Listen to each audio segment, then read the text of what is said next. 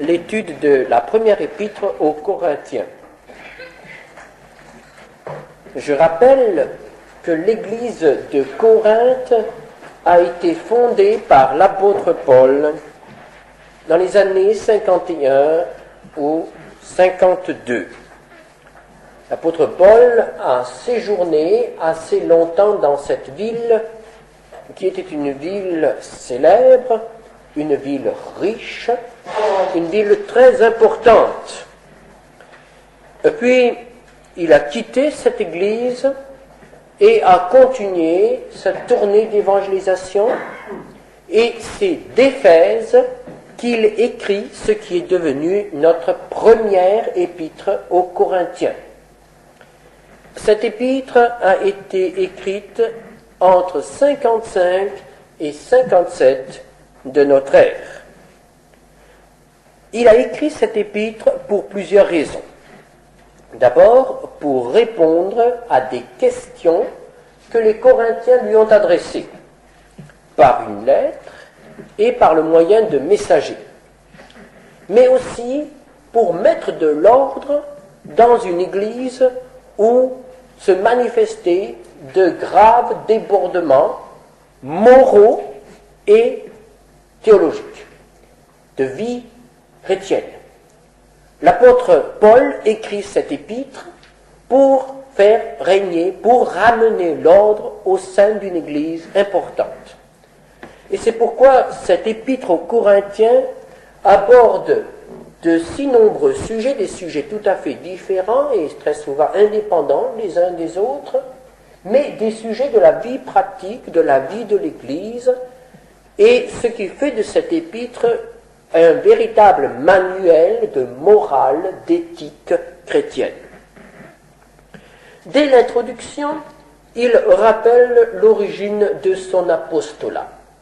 S'il est apôtre, ce n'est pas parce qu'il l'a choisi, mais c'est parce que Dieu l'a appelé. Dieu l'a choisi pour être apôtre, c'est-à-dire pour être son messager et pour annoncer l'évangile aux païens. Il rappelle aussi, nous l'avons souligné la dernière fois, que l'Église n'est pas l'église d'un homme ou l'église des hommes, mais c'est l'église de Dieu. Au chapitre 1er, verset 2, l'apôtre Paul s'adresse à l'église de Dieu. Et ainsi, il rappelle aux Corinthiens que dans l'église, ils sont dans la maison de Dieu. Et qu'ils ne peuvent pas se comporter dans la maison de Dieu, dans le peuple de Dieu, comme dans le temple des idoles ou dans le monde. Enfin, il rappelle encore aux Corinthiens qu'ils ont été mis à part pour être sanctifiés. Ils ont été séparés par Dieu pour former un peuple nouveau, et ce peuple nouveau doit glorifier Dieu. Ils ne peuvent glorifier Dieu que s'ils acceptent d'aller le chemin étroit de la sanctification. Et nous voici maintenant arrivés au texte qui sera l'objet de notre étude de ce soir.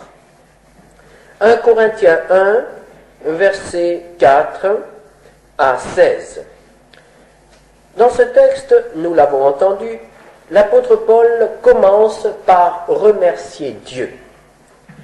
Il remercie Dieu, comme dans plusieurs de ses épîtres, pour les Corinthiens. Et nous pourrons partager ce passage d'action de grâce qui va du verset 4 au verset 9 en deux parties.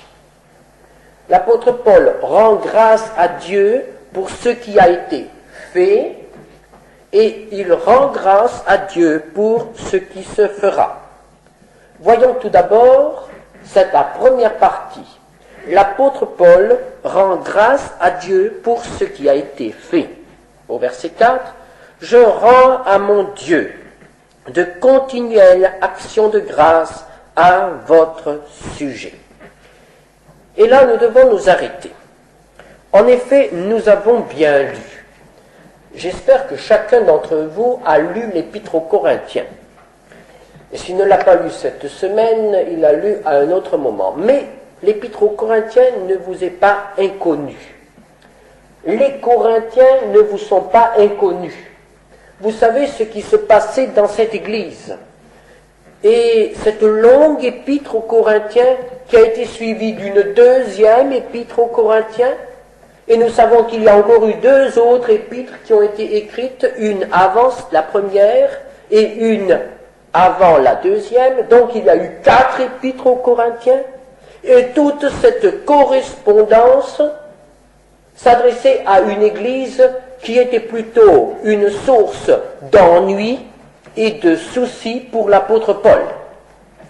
Que d'histoires dans cette église de Corinthe, que de disputes, que d'insultes aussi, que d'attaques contre l'apôtre Paul. Et connaissant cette église, voici, nous sommes arrêtés par cette affirmation de l'apôtre Paul, affirmation que nous ne pouvons absolument pas mettre en doute, puisque l'apôtre Paul dit la vérité. Il dit qu'il rend continuellement grâce pour les Corinthiens.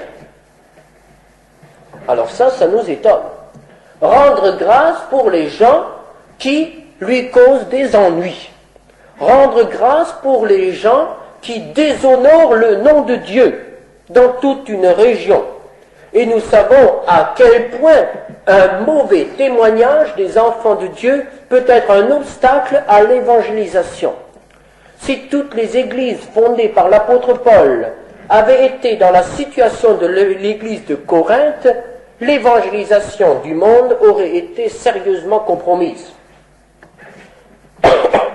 Et voici que Paul rend grâce pour les Corinthiens. Il remercie Dieu. Frères et sœurs, je crois que là, nous avons une leçon à apprendre. Est-ce que nous aussi, nous savons rendre grâce pour nos Corinthiens? Nos Corinthiens personnels. C'est-à-dire les gens qui nous font des soucis, les gens qui nous affligent, ou les gens qui nous critiquent. Nous avons tous des Corinthiens. Nous sommes des Corinthiens les uns pour les autres. Et alors nous nous disons, ah, un tel, quel souci il me fait en ce moment. Et nous faisons des soucis aux autres aussi, évidemment.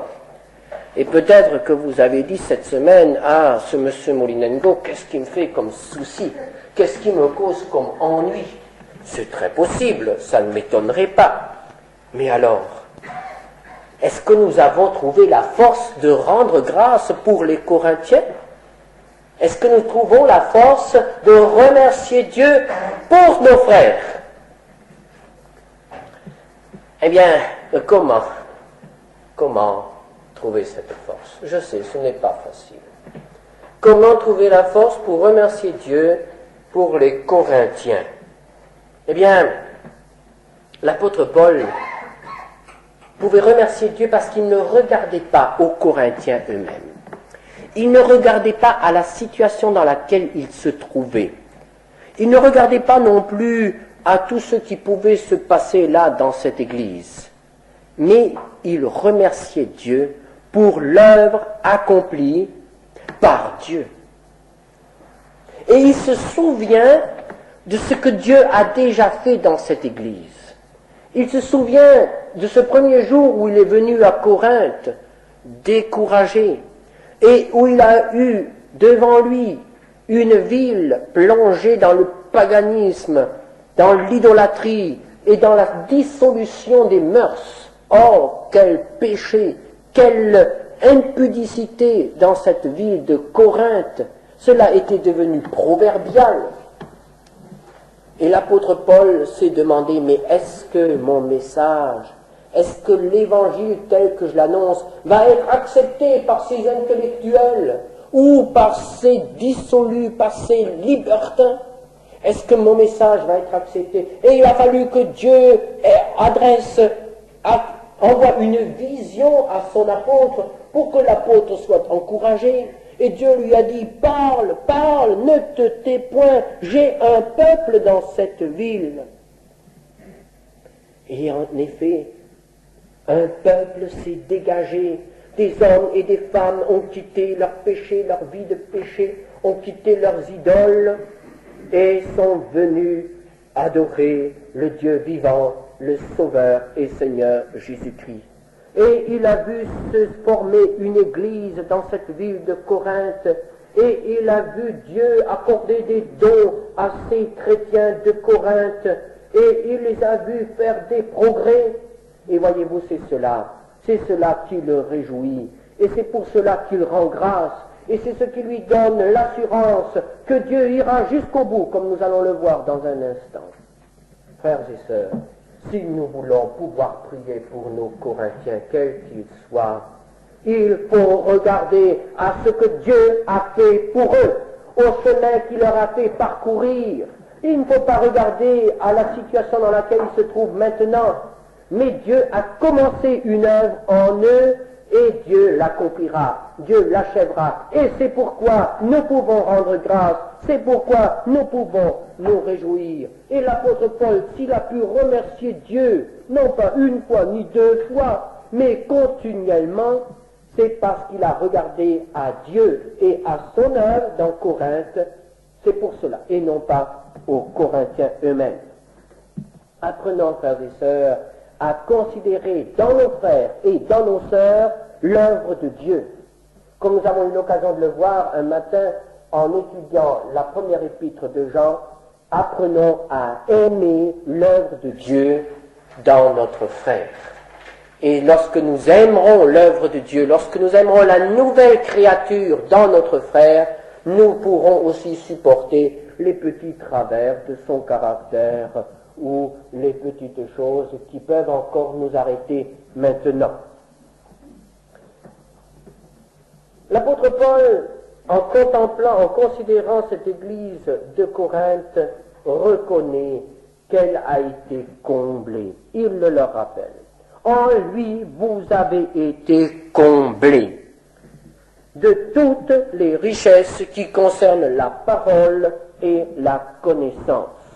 Voici une église qui a beaucoup reçu. L'église de Corinthe est une église où il y a beaucoup de dons. Ils ont reçu la parole, ils ont d'abord reçu un enseignement. L'apôtre Paul a passé presque 2 ans dans cette ville, et je suis certain que lorsque l'apôtre Paul formait quelqu'un, il le formait bien.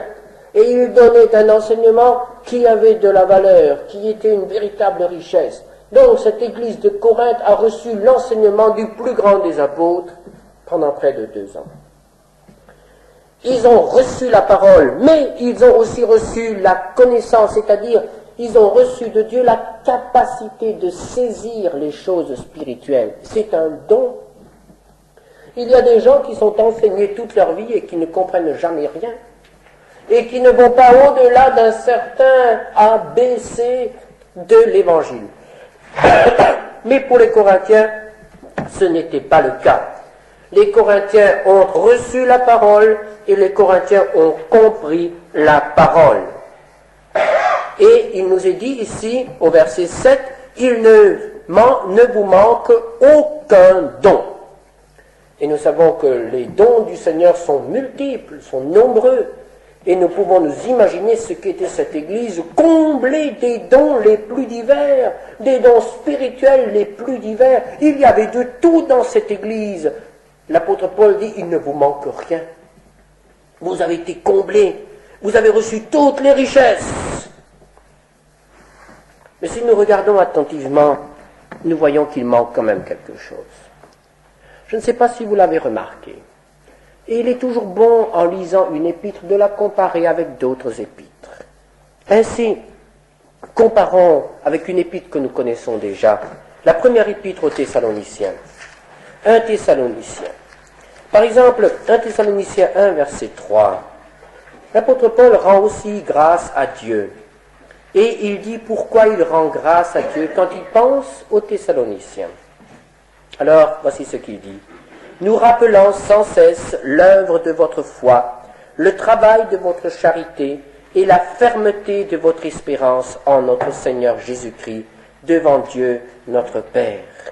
Et un peu plus loin, dans 1 Thessaloniciens 4, verset 9, Pour ce qui est de l'amour fraternel, vous n'avez pas besoin qu'on vous en écrive, car vous avez vous-même appris de Dieu à vous aimer les uns les autres.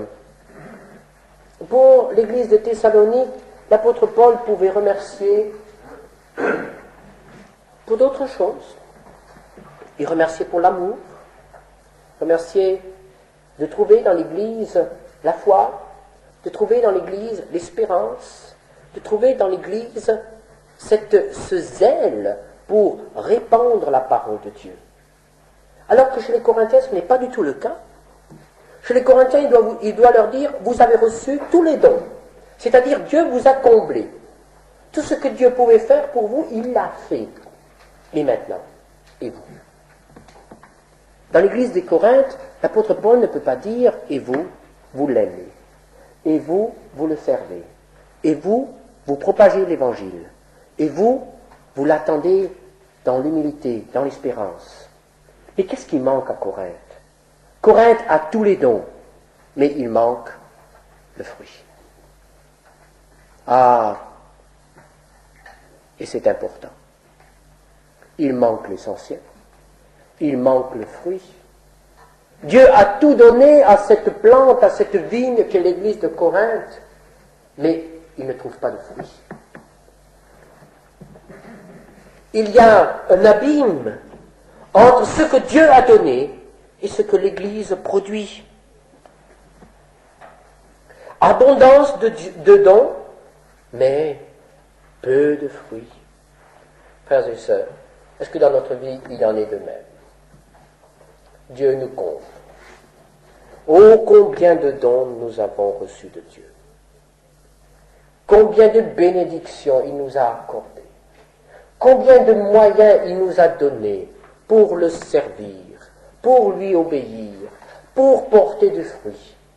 Mais s'il passe comme le vigneron passe dans sa vigne, est-ce qu'il va trouver du fruit? Et voyez-vous, nous nous laissons toujours de nouveau éblouir par les dons. Mais où sont les fruits? Ce que Dieu cherche dans l'Église, ce ne sont pas les dons, puisque les dons proviennent de lui, mais c'est le fruit. Dieu est prêt à nous enrichir de tous les dons, mais ce qu'il voudrait trouver, ce sont les fruits. Frères et sœurs, est-ce que dans notre vie, est-ce que dans ma vie, Dieu trouve du fruit? Ou bien est-ce qu'il doit simplement dire, oh oui, dans ta vie, je t'ai beaucoup donné. Alors l'apôtre Paul rappelle aux Corinthiens qu'il leur a consacré vraiment beaucoup de temps, beaucoup d'efforts et de soins. Il y a eu un travail qui a été bien fait. Il dit, le témoignage de Christ a été solidement établi parmi vous. Oh, l'apôtre Paul a été soigneux dans son œuvre. Il a pris du temps, Dieu lui a dit, reste, et fais un travail en profondeur. Car évidemment, dans cette ville de Corinthe, il y avait beaucoup de choses à démolir dans la vie de ces nouveaux croyants. Et il a dû faire un travail de sape, il a dû creuser des fondements et poser un fondement nouveau. Et ce fondement, il nous en parle dans 1 Corinthiens 3, versets 10 à 11. Selon la grâce de Dieu qui m'a été donnée, j'ai posé un fondement comme un sage architecte et un autre bâti dessus. L'apôtre Paul reconnaît qu'il n'a fait que poser le fondement. Et il a fallu d'autres serviteurs pour bâtir, pour construire, mais que chacun prenne garde à la manière dont il bâtit dessus. Car personne ne peut poser un autre fondement que celui qui a été posé, savoir Jésus-Christ. Et l'apôtre Paul a pris soin de ne déposer dans le cœur de ces Corinthiens qu'un seul fondement, qu'un seul nom, Jésus-Christ. Et nous verrons, lorsque nous poursuivrons l'étude de l'épître aux Corinthiens, nous verrons à quel point l'apôtre Paul s'est limité dans son message pour que les Corinthiens ne trouvent pas en lui autre chose que Jésus-Christ, Jésus-Christ crucifié. Voilà le fondement qui a été établi, qui a été posé. C'est le seul, c'est le bon. Et l'apôtre Paul dit, Le travail a été fait et vous avez été équipés. Car en effet, les dons spirituels ne sont rien d'autre qu'un équipement. Dieu accorde des dons différents aux uns et aux autres pour, nous le verrons plus tard, toujours dans l'Épître aux Corinthiens, pour le bien de l'ensemble, pour que l'ensemble soit édifié, pour que l'ensemble soit enrichi, pour que l'Église progresse, pour que l'Église soit édifiée. Les dons spirituels sont un équipement. Et si je reçois un don, c'est pour servir, c'est pour travailler, c'est pour le faire fructifier. Or, l'Église de Corinthe a reçu tous les dons. Elle aurait donc pu faire tous les travaux. Elle aurait donc pu entreprendre toutes les missions. L'Église de Corinthe a été équipée de fond en comble pour le grand combat spirituel. Et il n'y a pas de raison qu'il ne glorifie Dieu. Voilà donc pourquoi l'apôtre Paul rend grâce. Il rend grâce pour ce qui est passé. Et maintenant, il rend grâce encore pour ce qui se fera. Versets 8 et 9. Il vous affermira aussi jusqu'à la fin pour que vous soyez irréprochables au jour de notre Seigneur Jésus-Christ. Dieu est fidèle, lui qui vous a appelé à la communion de son Fils, Jésus-Christ notre Seigneur. Et nous voyons que dans l'église de Corinthe, il y a de nouveau cette attente. Déjà dans l'épître aux Thessaloniciens, nous voyons que cette attente se trouvait dans les cœurs des croyants. 1 Thessaloniciens 1, versets 9 à 10. Vous vous êtes convertis à Dieu en abandonnant les idoles pour servir le Dieu vivant et vrai, et pour attendre des cieux son Fils. Dans l'église primitive, on attendait le Seigneur. L'apôtre Paul avait soin de mettre cette attente dans le cœur des croyants. Il avait soin de rappeler aux croyants que l'Église ne devait pas s'installer sur la terre. Le temps de l'Église est un temps intermédiaire, c'est un temps d'attente. L'Église n'a pas d'avenir sur la terre, mais l'Église est sur terre pour attendre une personne, pour attendre Jésus-Christ, comme la fiancée attend le fiancé. Frères et sœurs, est-ce que nous sommes dans l'attente? L'Église est un peuple qui attend. Est-ce que nous sommes dans l'attente? Est-ce que nous sommes animés de ce désir de voir Jésus-Christ? Ah, si nous sommes animés de ce désir, il va se passer quelque chose dans notre vie. Car l'attente du retour du Seigneur a des incidences pratiques. Celui qui attend Jésus-Christ se prépare à le rencontrer. Il veut être prêt. Et quand sommes-nous prêts? L'apôtre Paul le rappelle, nous sommes prêts quand nous sommes irréprochables.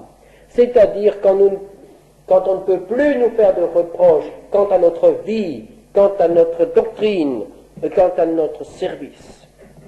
Est-ce que nous sommes irréprochables? On me dirait ce n'est pas possible. Je pose alors la question suivante. Est-ce que nous sommes désireux d'être irréprochables? Que nous ne soyons pas irréprochables, ça c'est une affaire. Mais que nous acceptions de ne pas être irréprochables, ça c'est un péché. Dieu veut que nous soyons irréprochables. Est-ce que nous le voulons aussi? Est-ce que nous sommes préoccupés d'être irréprochables? Est-ce que nous sommes désireux vraiment? Est-ce que nous sommes prêts à collaborer avec Dieu pour qu'il nous rende irréprochables? Car l'apôtre Paul nous le rappelle ici. Nous ne pouvons pas, par nos propres efforts, devenir irréprochables. Nous ne pouvons pas nous sanctifier. Nous ne pouvons pas nous améliorer. Dieu seul peut nous rendre irréprochables. Et il rendra irréprochable celui qui veut être irréprochable. Il est dit ici, il vous affermira aussi jusqu'à la fin, afin que vous soyez irréprochables. Dieu veut faire une œuvre d'affermissement. Il veut nous rendre fermes, il veut nous rendre forts, il veut nous rendre stables, il veut nous rendre adultes dans la foi. Alors nous sommes irréprochables. Alors nous serons debout lorsque Jésus-Christ reviendra. Il veut le faire. Le voulons-nous aussi? Si nous le voulons, nous avons une promesse. Il est fidèle. Pourquoi cela? L'apôtre Paul le rappelle. Il est fidèle, lui qui vous a appelé. C'est Dieu qui a appelé les Corinthiens. C'est Dieu qui a envoyé Paul à Corinthe. C'est Dieu qui a donné à Paul l'ordre de parler. C'est Dieu qui a donné à Paul l'ordre de rester. C'est Dieu qui a touché les cœurs des Corinthiens. C'est Dieu qui les a régénérés. C'est Dieu qui a fondé l'église de Corinthe. C'est Dieu qui a ajouté à l'église ceux qui étaient sauvés. C'est Dieu qui les a gardés jusqu'à présent. Mais pourquoi? Dans quel but? Quel est le but de Dieu lorsqu'il appelle? Quel est le but de Dieu lorsqu'il m'a appelé? Lorsqu'il vous a appelé? Quel a été son but? Au verset 9, il nous a appelés à la communion de son Fils. Le but de Dieu, c'est de nous mettre en contact avec son Fils. Le but de Dieu, c'est de nous intégrer au corps de son Fils. C'est de nous hanter sur la vigne qui est son Fils, le Seigneur Jésus-Christ. Et quand nous sommes en lui, quand nous vivons de sa vie, alors le but de Dieu est atteint pour nous. Car nous sommes là où il peut nous parler, là où il peut nous employer, là où il peut aussi nous rendre utiles pour son œuvre. Son Fils. Je ne sais pas si vous l'avez remarqué, mais dans les 10 premiers versets de l'Épître aux Corinthiens, Jésus-Christ est présent chaque fois. L'apôtre Paul souligne dans chaque verset Jésus-Christ, Jésus-Christ. L'apôtre Paul rappelle aux Corinthiens le nom béni de leur Seigneur et de leur Sauveur. Il veut les guérir en les ramenant à Jésus-Christ. Tout désordre dans l'Église, tout désordre dans la vie du chrétien provient de ce qu'il n'est plus en Jésus-Christ. Il est fidèle, celui qui vous a appelé. C'est là l'espérance de Paul. C'est là le secret de ses actions de grâce. Ah, s'il regarde aux Corinthiens, il n'a pas de quoi remercier Dieu. Mais s'il regarde à Dieu, il peut remercier. Celui qui a trouvé un peuple à Corinthe a le pouvoir de glorifier son nom par ce peuple. Du côté des hommes, eh bien, ce n'est pas brillant. L'apôtre Paul le rappelle. Il y a des disputes au milieu de vous. Versets 10 à 16. Il y a des disputes. Il y a des disputes. Des disputes dans l'Église. Est-ce que c'est possible? Il y en a tellement que nous en avons pris l'habitude.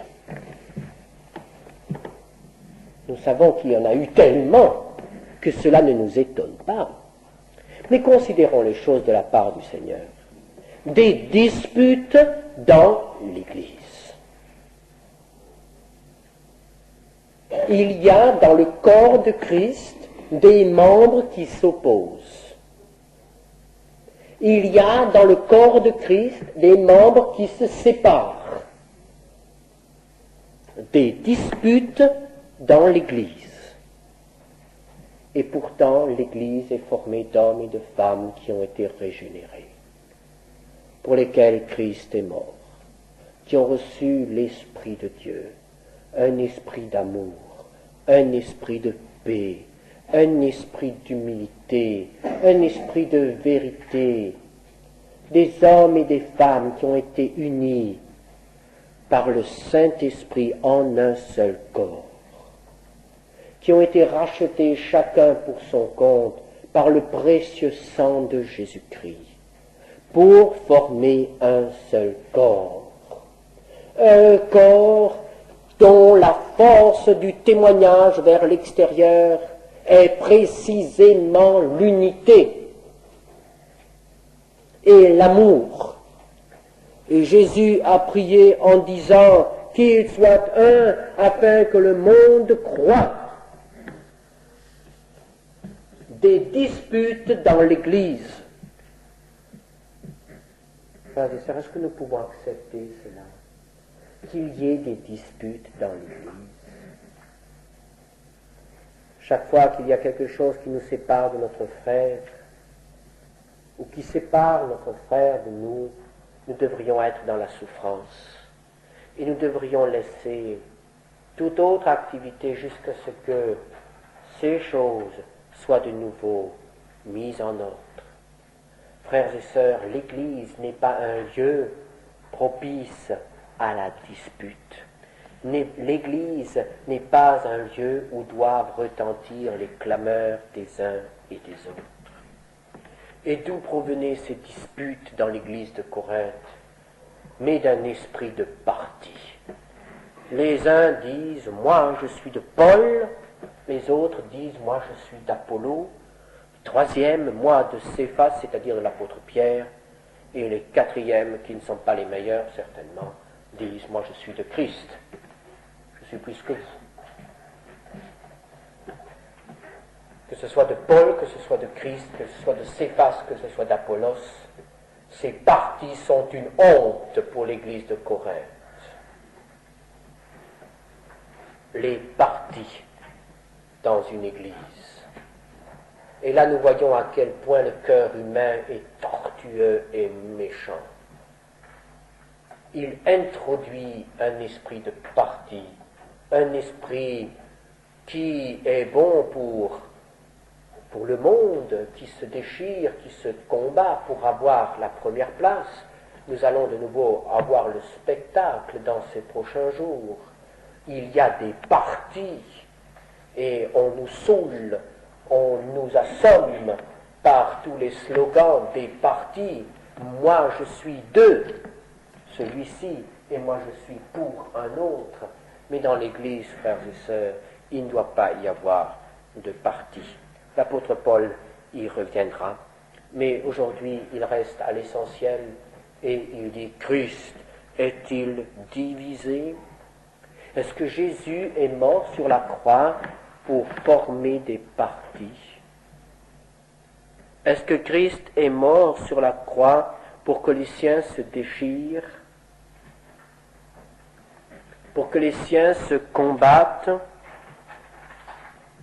Est-ce que Christ est mort pour former un corps divisé? Il sait que si une maison est divisée, c'est sa ruine. Il l'a rappelé au cours de son ministère. Il l'a dit, toute maison divisée contre elle-même va à sa ruine. Et ce qu'il veut éviter dans sa maison, c'est qu'elle soit divisée. Oh, il est vrai, nous ne sommes pas forcés d'avoir tous la même opinion, ni les mêmes habitudes, ni les mêmes manières de faire. Mais il ne faut pas que cela se traduise, cela se forme en parti, que nous prenions fait et cause pour ceci ou pour cela, contre ceci et contre cela. Si dans l'église de Corinthe on prenait parti pour Paul, on prenait parti contre un autre. L'apôtre Paul rappelle que l'œuvre de Christ est absolument unique. Les apôtres ne sont que des instruments du Seigneur, du chef de l'Église. Et celui qui s'adresse au serviteur, celui qui s'adresse à l'instrument, qui s'attache à l'instrument, celui-là est déjà en quelque sorte séparé du chef de l'Église, d'où il reçoit la vie. Et c'est pourquoi l'apôtre Paul rappelle à ses bien-aimés frères corinthiens, « Je vous exhorte, frères, par le nom de notre Seigneur Jésus-Christ, à tenir tous un même langage, et à ne point avoir de division parmi vous, mais à être parfaitement unis, dans un même esprit et dans un même sentiment. Un même langage, un même esprit, un même sentiment. Sommes-nous soucieux de préserver cette unité en Christ? Oh, je ne parle pas de d'œcuménisme maintenant. Je parle de l'unité spirituelle qui doit unir tous ceux qui ont reçu le Saint-Esprit, tous ceux qui ont été régénérés par le Saint-Esprit. Toute division dans le corps spirituel de Christ est un péché, et nous ne pouvons pas l'accepter. Oh, quel chemin nous avons à parcourir, n'est-ce pas? Soyez parfaitement unis. Sommes-nous prêts à faire ce qui dépend de nous pour être unis? Eh bien, que le Seigneur nous accorde sa grâce.